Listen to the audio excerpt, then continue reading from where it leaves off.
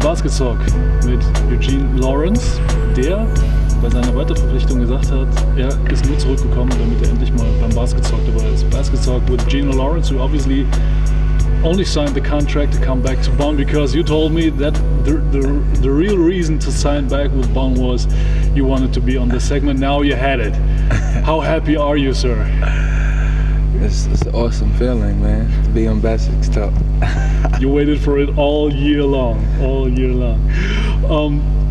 You've been in Bonn exactly 2 years now, as the Carnival game versus Göttingen is right ahead of us.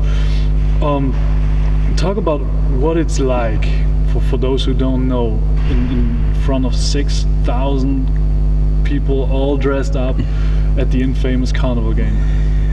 I think you can't explain it, you know.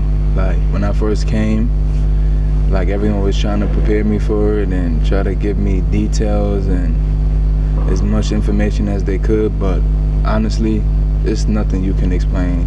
Someone just have to live it to experience it. You can't prepare anyone for it. You can try to talk to them as much as you can, but it's like maybe I think they won't believe you, first of all. And then second of all, it's so much going on that they just have to be there to experience it. Yeah. So, did you guys at least try to explain it to the new guys that are on the roster, or did you say, I mean, as you already stated, you can't really explain it, so why even try? Yeah, I mean, we try to warn them and try to prepare them about it, but like I said, it's just something that they're gonna have to experience. So how much fun is it to play in a game like this? The first year your very first game for Bonn. Last year was, you already somewhat knew what to expect. How much are you looking forward to such a game that only happens once a year, and only in this very region? Yeah, like you said, it's something that's very rare, being able to have this type of game and play for Bonn on this day, I think it's historic, it's a lot of tradition, and I think it's one game that people, and especially returning players, look forward to.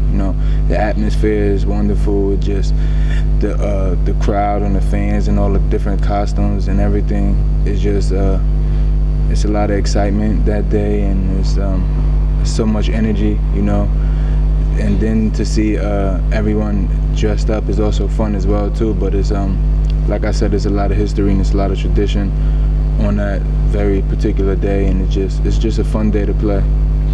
Talking about preparation, during the week ahead of the Carnival game, how much time do you guys spend on preparing actually for the game and preparing for your costumes? Well, guys already started preparing for their costumes, going to the stores to see what they can pick out and put together. So I think some guys got most of their costumes already. And this week we just pretty much trying to focus on Göttingen, trying to have a good string of practices and to prepare us for the game. Playing against Göttingen will be the second time in a row that we faced them on a Carnival game. They came in last year. Especially when you have that kind of special situation, it's the same team at the same date, same event, plus having in mind that we lost the first meeting this year 68-75. What do we have to do to avoid losing again and turn things around for the better this time? I think we have to come out and stay aggressive, first defensively. I think Göttingen is a team that shoots the ball well, and they move the ball very well, like they have a lot of weak side movement, backdoor cuts, a lot of plays where there a lot of action, and we have to be disciplined on defense and stay focused and always see the ball because there's so much movement going on, and be prepared for those kind of things. And on the other end, we have to attack them. They're not as big in the paint as other teams, so we have to attack them, stay aggressive, and we just have to pound the ball inside, I think, and just basically stay aggressive. When we're aggressive offensively and take good shots, it helps our defense, and I think if we can do those things, we'll be pretty good. Percentage-wise, how much is doing the stuff you guys want to do, and how much is it prepping against that stuff that Göttingen is about to do? Or well, I think you never wanna try to let a team change what you do good. You know, you wanna always try to stick to what you do, regardless of what they're doing. Of course, you're gonna have to make some adjustments due to the type of defense that they're playing, but you always want to try to stick to what you do best and try to do it well, because that's what you're normally successful at. Yeah. Talk about when we talk about preparing for any game over the last couple of weeks, and especially for over the last 2-3 weeks. Talk about the difficulty of dealing with all that stuff that happened over the course of the year. Kalinsky out, Silas out, Coach Fischer out, Tyler's injured, Mangold injured, Fillmore injured. He's coming back.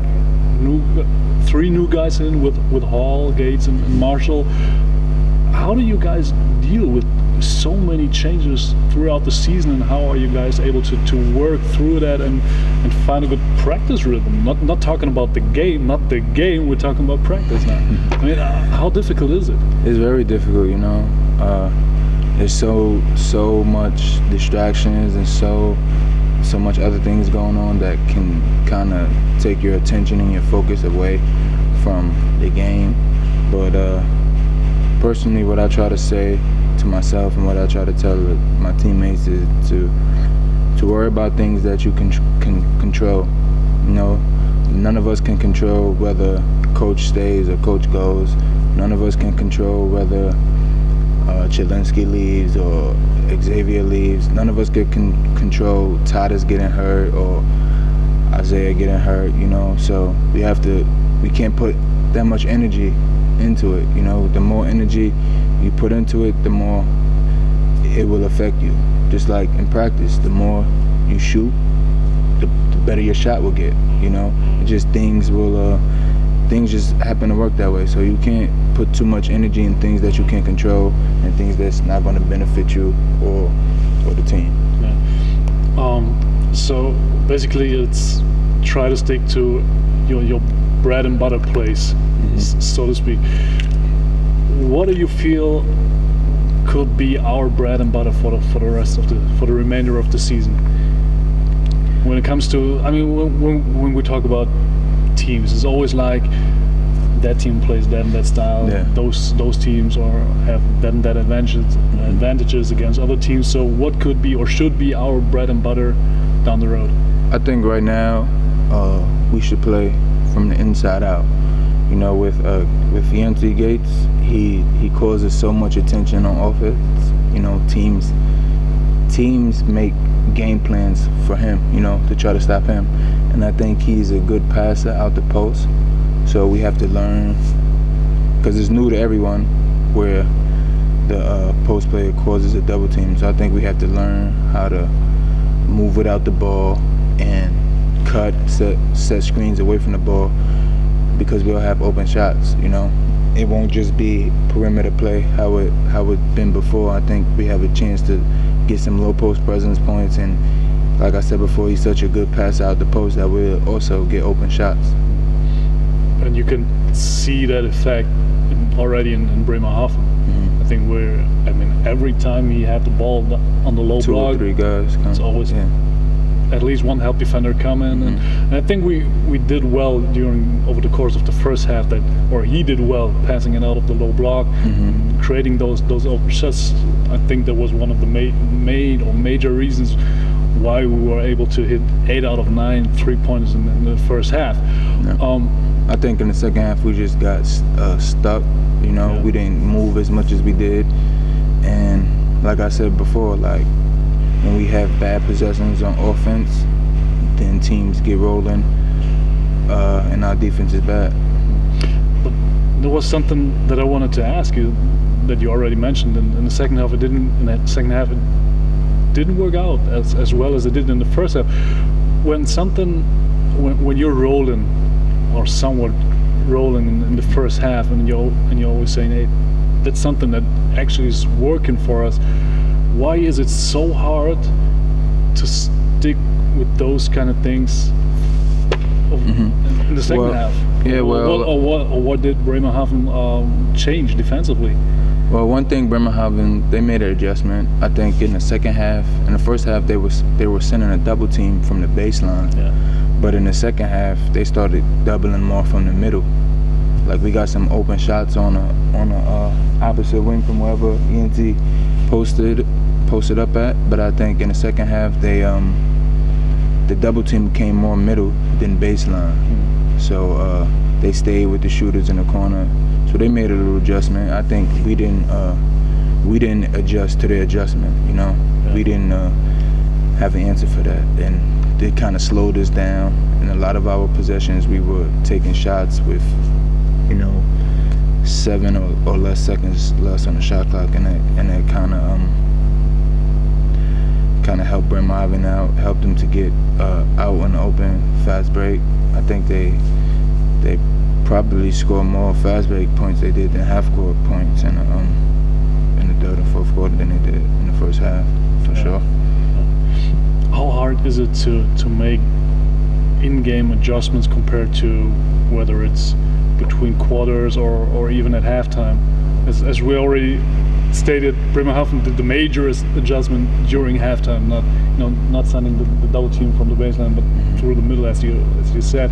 How hard is it to adjust to those kind of things, in the middle of the game, as we had to during the second half? How hard is it? It's really difficult to find those adjustments in a game, but it's something that you have to do, and like something that we have to really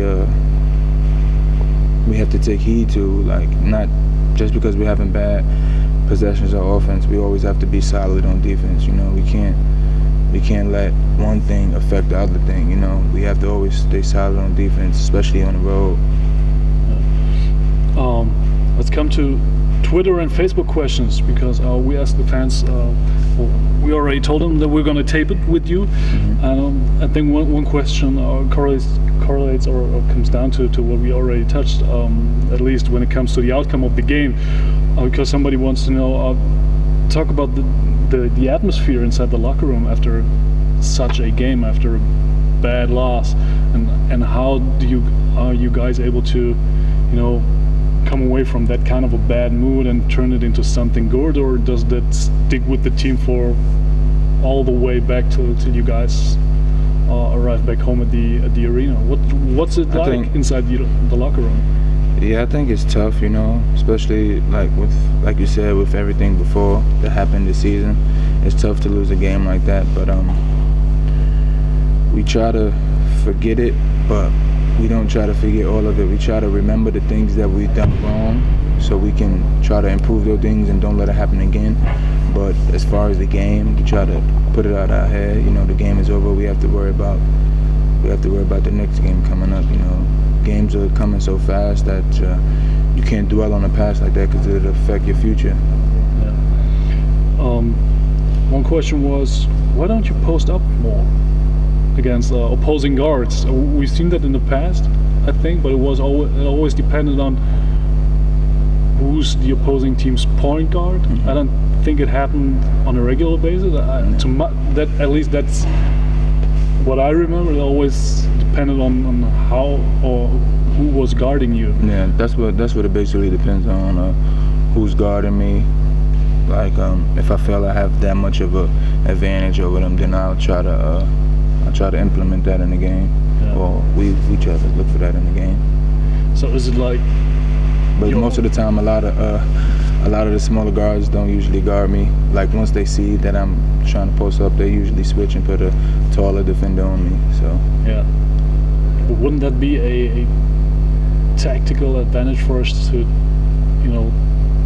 to log one bigger defender down low with you and don't pass it out of the low post from there, so that you have one taller guy locked in the middle and smaller defenders around the perimeter, so our shooters are got somewhat more space? Or wouldn't that be an option?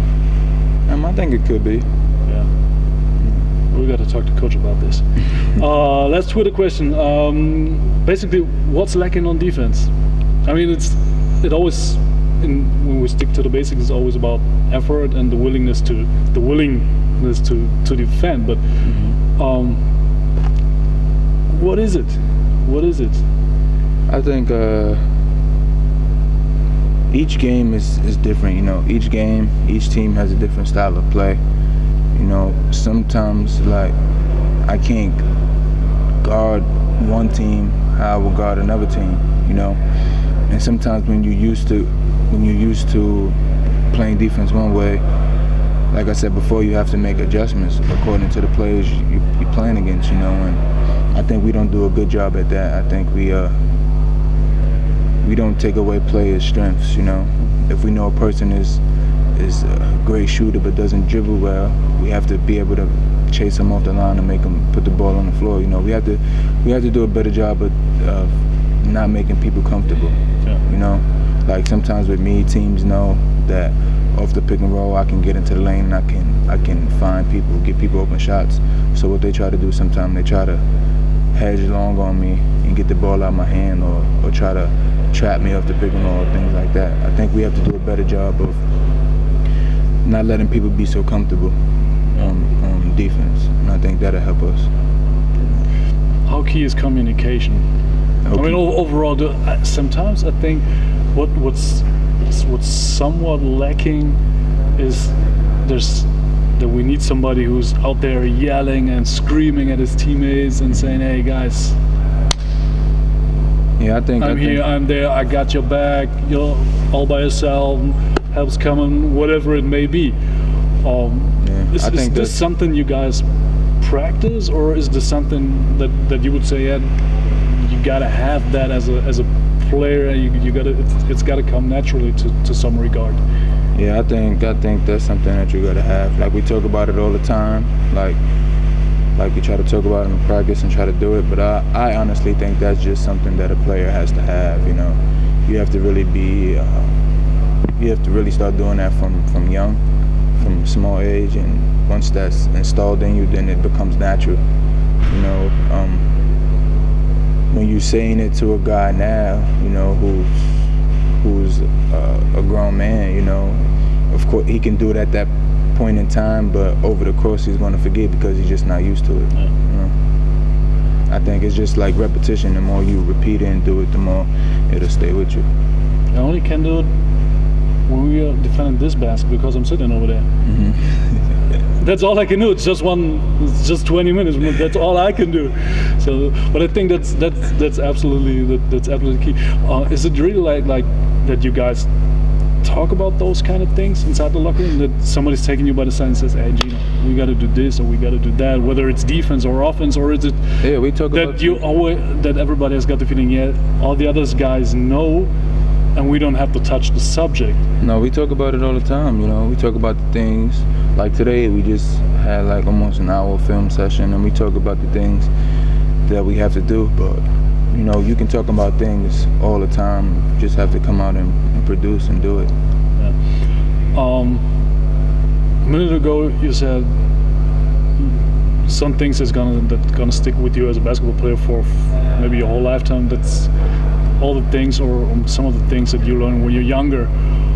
How much did college, changing the subject now, coming to St. John's, how much did college mold Eugene Lawrence the way he is, that kind of a basketball player that he is today? I think college molded me a lot. College and high school.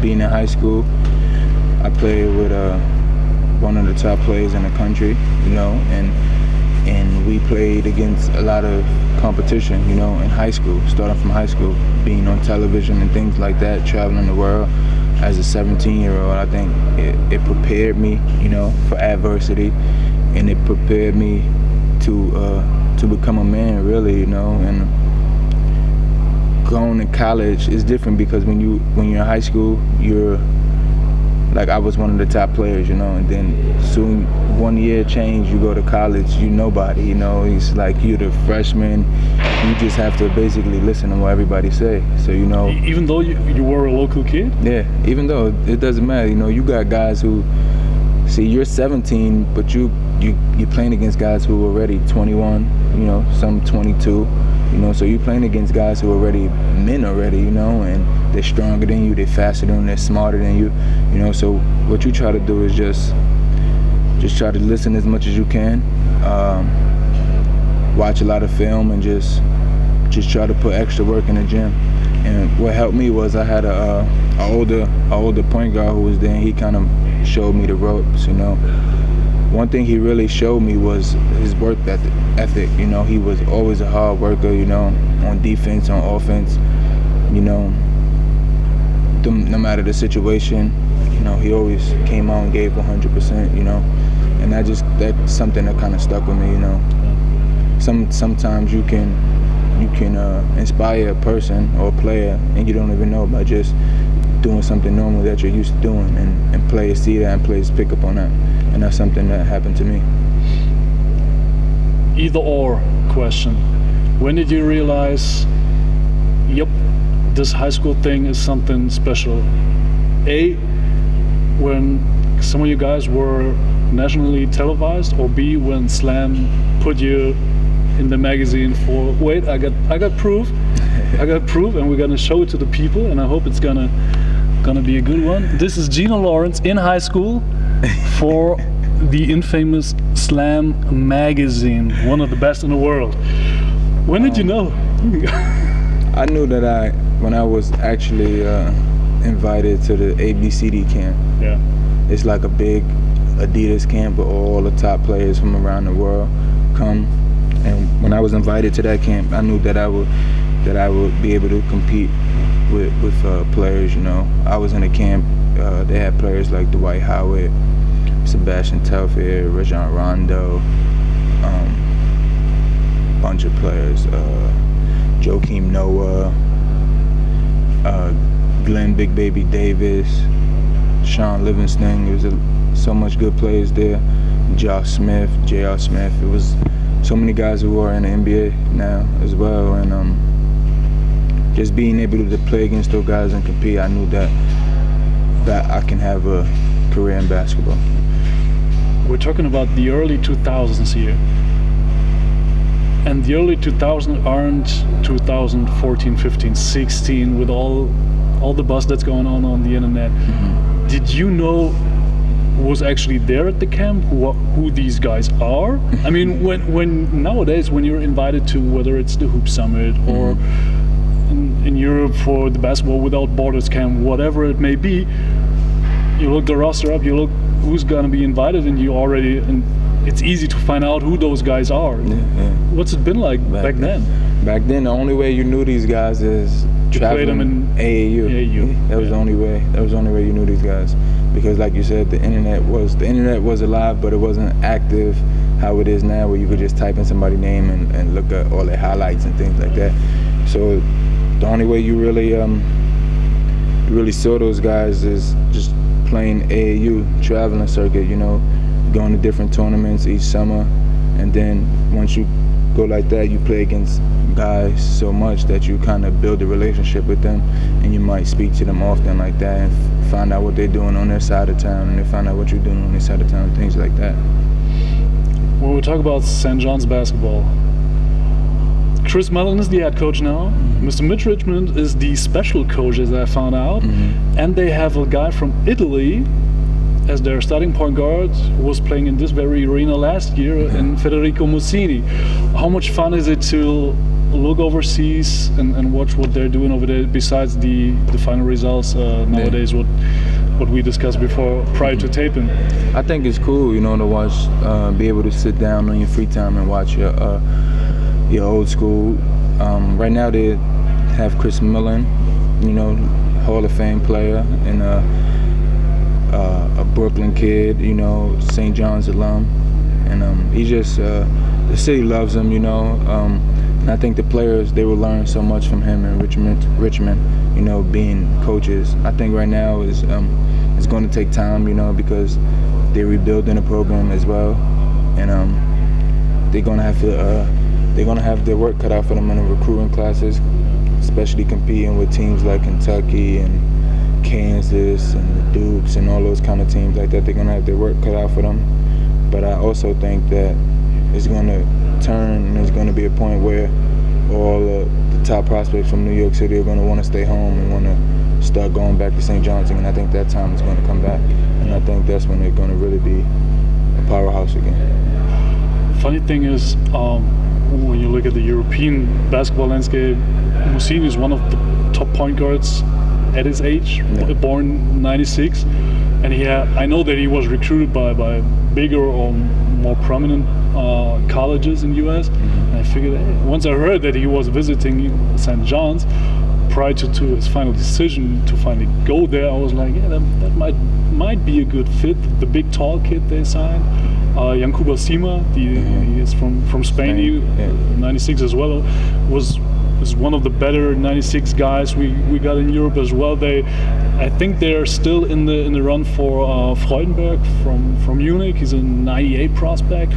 I think they're opening up to go international. Is this just the way it is these days, or is this due to the fact that there isn't enough local talent, or is it maybe somewhat in between? I don't know.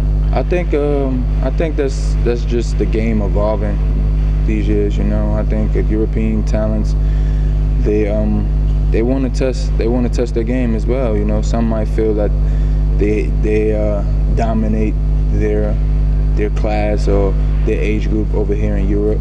So they want to take their talents across the water and see how would they compete against guys on the collegiate level. I feel like they pretty much don't have anything to lose by going over to the States and playing in college. They always have a chance coming back home playing professionally. But I think just for them to have that experience to play college basketball, I think it can only help them.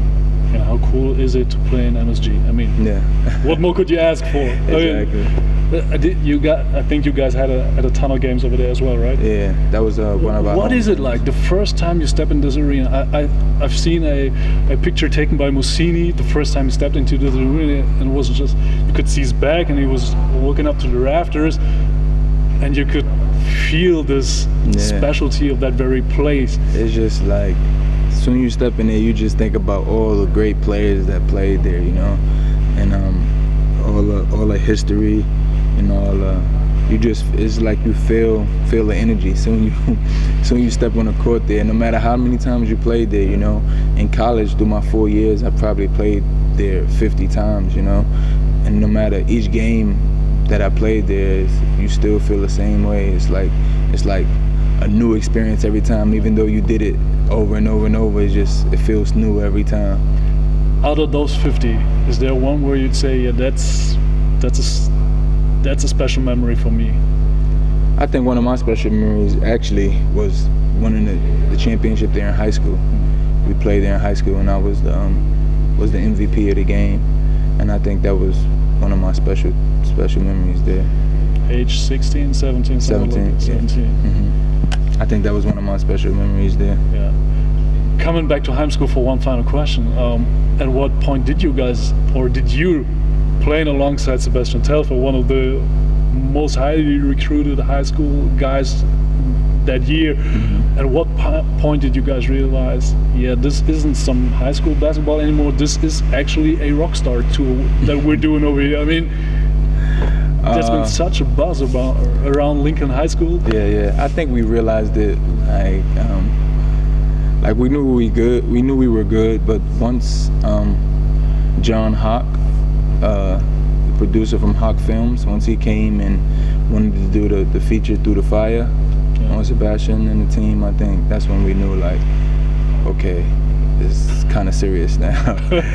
And we got the ESPN games, and we was like, wow, like, it's kind of important, having Jay-Z, Derek Jeter, and guys like that show up to the game. Spike Lee come to our game at Lincoln in the high school. Those things were kind of big. How come that New York basketball is home of so many great point guards? I mean, when you look at Bonn, it's Eugene Lawrence, Terrence Rencher, Derek Phelps. All of those guys come from NYC. How come that NYC is, I don't know, year by year it's a ton of good point guard. I think because our air is so polluted, so we're not growing to be so tall. So we're short, so we have to stick at the point guard position. So no, but I think one thing that you're taught when you're young growing up is how to dribble, and I think once you learn how to dribble, then you learn how to pass, and I think that's just things you're taught from a young age. Like, we don't have too many great shooters coming out of New York, like as those usual. are all in Philly and Chicago. Exactly, but we definitely have some of the best ball handlers, best passers and things like that. I think that's just a New York thing, honestly. Yeah. Where has it originated besides all the polluted air and stuff? Is there somebody who's like I don't know, like a godfather to NYC point guards that was there in the first place and everybody was trying to follow his lead, or? Well, that's a good question. Like me growing up, there was so many good players that I looked up to from my neighborhood,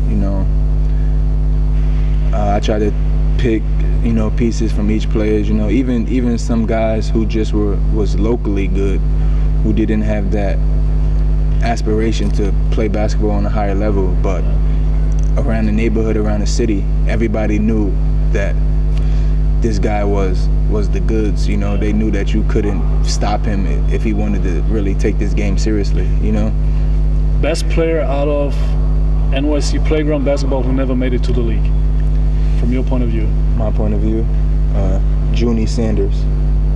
He played at the Nike Battlegrounds. Exactly. Yeah. Left-handed, yeah. I think. Yep. Mr. Excitement. He's from my neighborhood. Like I knew him since I was, a small child. That was a great tournament. The one-on-one inside the cages. Inside the cage. Yeah, was. I got the DVD back home. How you know about that? Yeah, sure. That was 2003, 2004, I think. Yeah. And we all had the black shirts for him at the game. And we was all hanging on the fence. I probably was like. So you're telling me you 14, were there at the final event? Yeah. That was rescheduled due to the rain? Exactly. It was inside the warehouse or whatever it may be? Yeah. No way. Exactly. We gotta look back. We gotta rewatch the tape and see if Eugene Lawrence is up there. See, my whole neighborhood, we had the shirts on for him. Yeah, the shirt said Mr. Excitement, Battleground. Yeah. To me, he was best player that I seen growing up.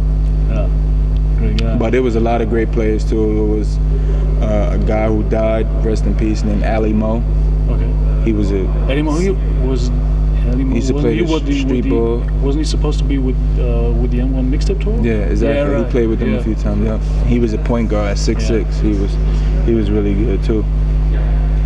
There's a lot of good players in NYC who didn't make it professionally. Yeah, I think we got to do a special episode talking about NYC playground basketball. Let's see some. There's good, lots of good stuff. Final question for today: how easy or how hard will it be for you, let's say in 4, 5, 6 years to come, when you're back at home?